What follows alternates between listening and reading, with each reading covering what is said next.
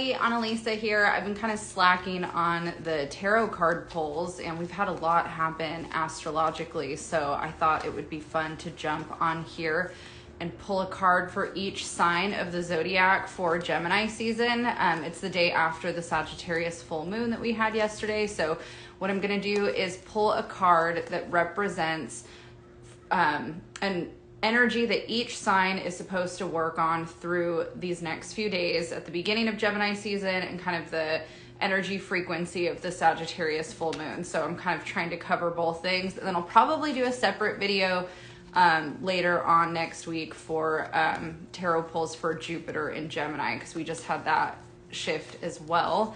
Okay, let's go ahead and get started. I'm going to try to do this a little bit quicker than I normally do. So this is going to be the card for Aries. Aries, we have the Daughter of Discs. The Daughter of Discs is also known as the Page of Pentacles.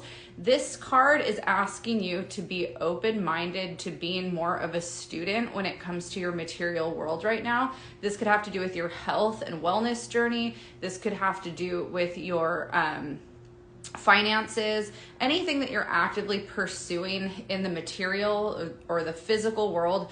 Be open-minded to learning new ways to approach things. So that's your guidance for Gemini season and the Sagittarius full moon. All right, we're going to do Taurus next. Also, do not look at my nails. They're terrible right now. All right, this is for Taurus. We have Priestess of Wands, which is also known as the Queen of Wands. This is one of my favorite cards in the tarot. She represents connecting more to our wild woman nature, but in a confident, nurturing way. She is really similar to the Strength card in the tarot, where we are sitting in our power. We're allowing ourselves to feel confident, self-love. Yeah, this is a really positive card for Taurus for Gemini season. So stepping into your power. All right, we're going to pull a card for you, Gemini. Happy birthday. This is going to be your card. We've got the Seven of Discs. This is also known as the Seven of Pentacles.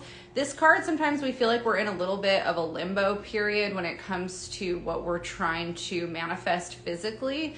And so you might be in a position where you need to kind of get more in a planning mode around what it is you're trying to manifest versus seeing the fruit of your labor right now. So you're going to be in a position, it sounds like, through Gemini season where it's just about kind of putting the plan together, being okay with being in kind of a limbo period, and knowing that the work that you're putting in now will lead to,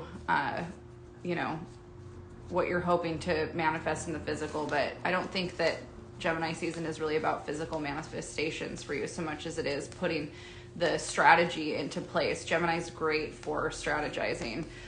All right, Cancer, you are next. This is going to be your card. We've got the Fool.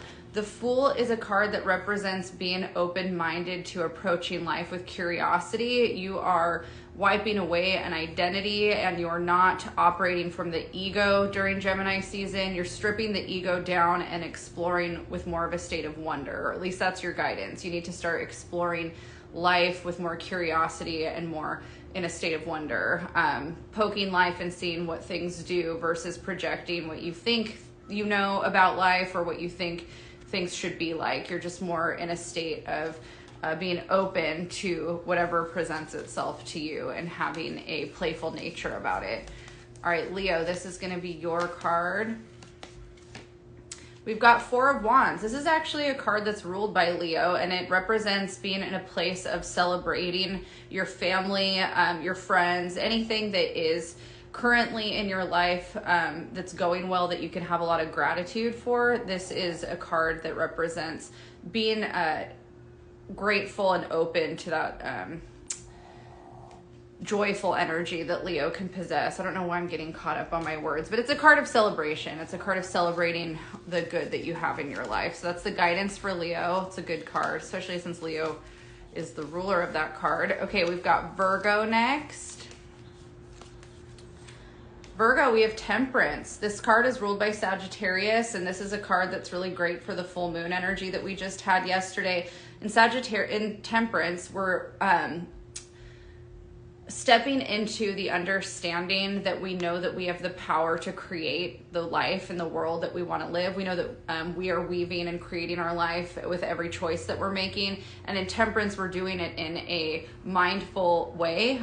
We're not being impulsive. We're not rushing. We're not, making uneducated decisions. We're doing things in a way that is really incorporating all facets of ourselves, and in a tempered way, in a grounded way. We're working with the energies that are accessible to us. The Temperance card does have a really strong relationship to being an alchemist of your life. How are you using your connection to mind, body, spirit to really connect with, the work that you're doing, the way you're taking care of yourself, and the things that you want to cultivate more of in your life. How are you working on that? So that's your guidance during Gemini season. I really like that card a lot.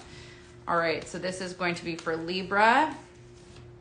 We've got the Priestess of Discs, also known as the Queen of Pentacles. This is a really positive card for focusing on ways that you can ground yourself in a positive way. If you've been feeling really ungrounded or unstable, the Priestess of Discs has a very nurturing quality. She reminds me a lot of the Empress energy, where we're taking care of our bodies, we're nurturing ourselves with good food.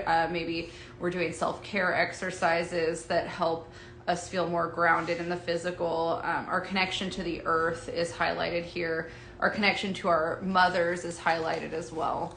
That's your energy for Gemini season.